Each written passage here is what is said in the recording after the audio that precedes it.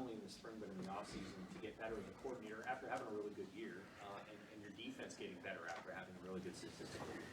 Yeah, the a lot of it comes back to, who you're around, and the one thing that Coach Rule does is he's always looking for an advantage. So going back and looking at the things that we need to work on was first and foremost, like taking the ball away, being better on third downs, getting some guys matched up better in the secondary.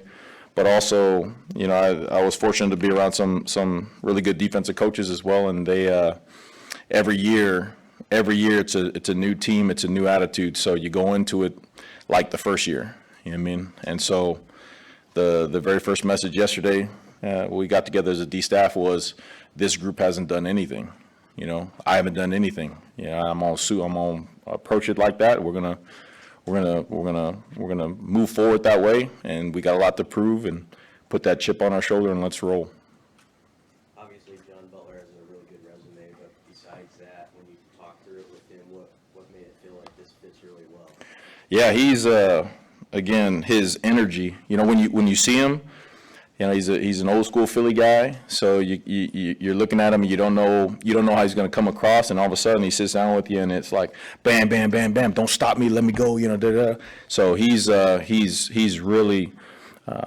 really what the guys need right now, in terms of energy, in terms of that fire. And then you sit down and you listen to him talk, and then you can see all of his experience come out, all the different techniques, all the things he had to do in the league, and the people he was around. And so I think Coach Rule, we during the summer break when all this stuff happened, we had gone through and had a list of guys, and we're talking to different guys, and then he brought the name up, and it was like, let's talk with him and all that stuff. And then immediately after talking to him the first time, I was like, Coach, he might be the dude, advancing the football, keeping the guys on the same path of the NFL development, making sure that they're ready for the next level, and then keeping the standards high. So it was refreshing to be around him so far. How much of a challenge has it been for you since July 6th to get him ready?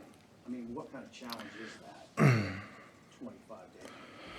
Yeah, everybody's different. And the one thing that he said, good coaches are good teachers. You know what I mean? So they're able to absorb information, and then they're able to put it in different buckets, and then be able to get their guys to play. And so the first thing you know about John is, when we were talking defense, he was just putting it in buckets. And again, that goes back to the experience. Oh, it's just like this, no problem. It's just like this. It's just like this. So really made us all feel comfortable about the way he's going to teach, and really it just comes down to terminology. This is how we say it here. This is how he was used to saying it. And one of the first things he did was say, hey, instead of having 30 plus guys, 40 plus guys learn his wording and how he used to say things, like, I need to learn the way we do it here. And so again, you got a guy who knows a lot, but he's humble to the point of like, hey, let me see, let me hear, let me do how we do things here, how we can advance the guys here and roll. So it's it's really neat to be around him, his thoughts,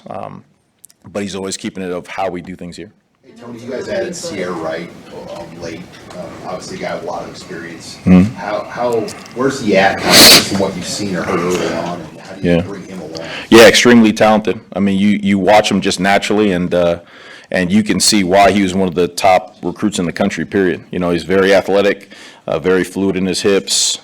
He's pretty smart as well. So again, it's just, you're trained a certain way at a different institution, and then you come over here and you realize things are vastly different. The standards are just different, and the way we do things on defense are just different than the way he was used to doing things. So that's our responsibility, to make sure that he understands that he's always held to that standard, and that he's put it on the grass. Again, a lot of guys talk about it, but it's hard to not be a man of action when you're around Corey, when you're around Kristen, when you're around, especially now Coach Butler, myself, all the guys in the locker room, GIF.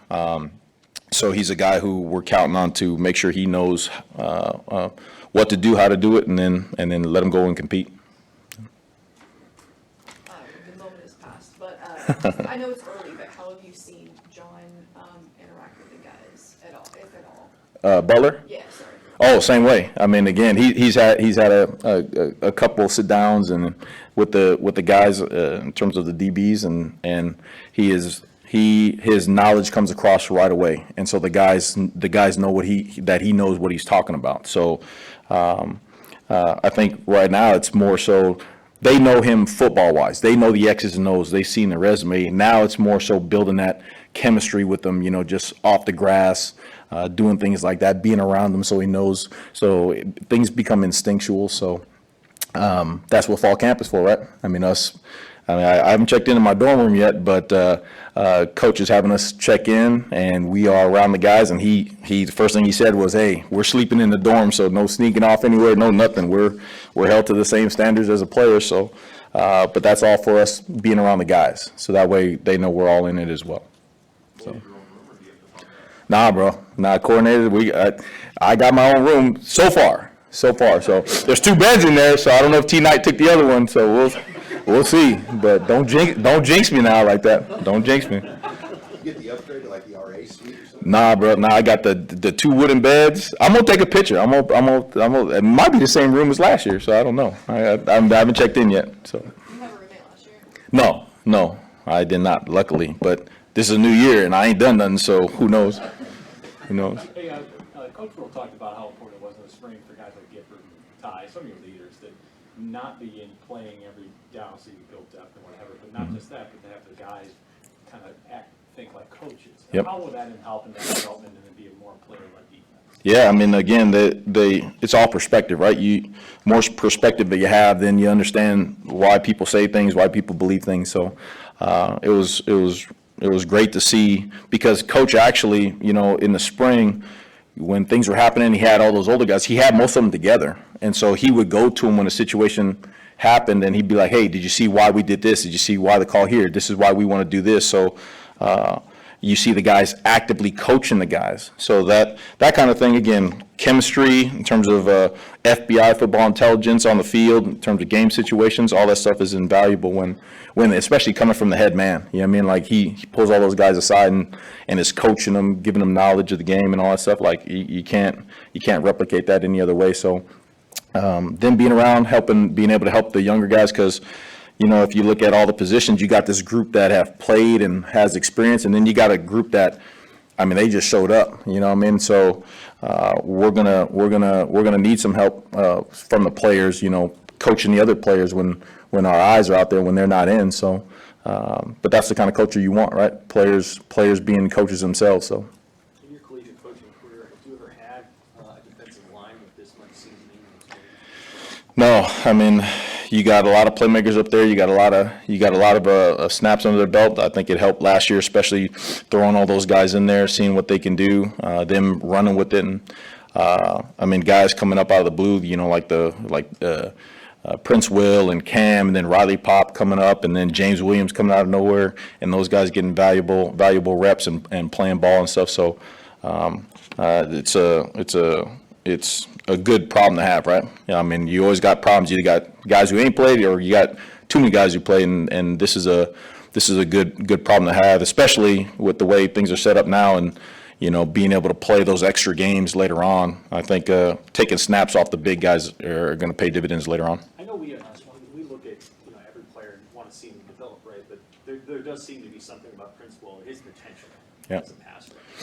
What does he have to do to take the next step as a player in this year and in subsequent? Yep, he has to be consistent. He has to show up every day. He has to take care of his body. He's got to put it on the grass. Again, when you talk about flashes, that means that you've seen what he can do.